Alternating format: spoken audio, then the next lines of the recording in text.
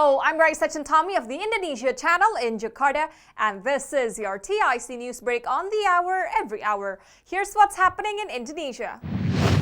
The Indonesia-Korea Comprehensive Partnership Agreement came into force early this year. The IKCEPA eliminates 95.5% of South Korean tariffs and 92% of Indonesian tariffs. IKCEPA's tariff eliminations would pave the way for a more robust bilateral value chain, particularly on nickel, through greater trade and investment. Nickel is a mainstay for batteries, and Indonesia's production of the mineral is the largest globally.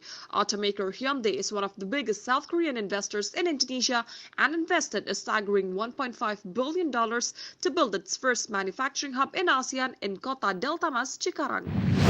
Attorney General Sanitiar Burhanuddin vowed to appeal against the recent acquittal of financing cooperative KSP Indosuria in what prosecutors described as the biggest financial fraud scandal in history.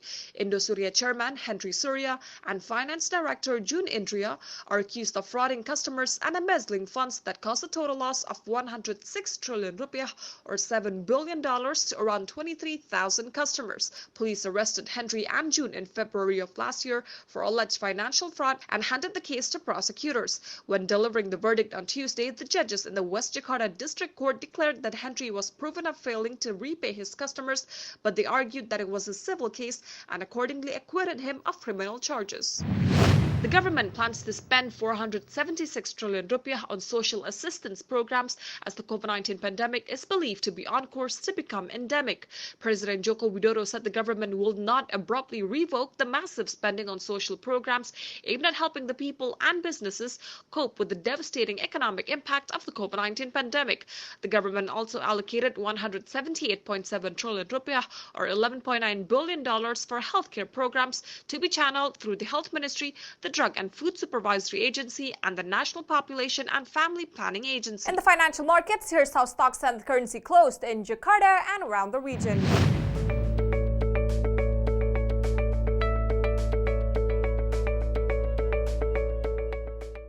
If you're heading to Indonesia or traveling within the country, here's the weather forecast for major destinations.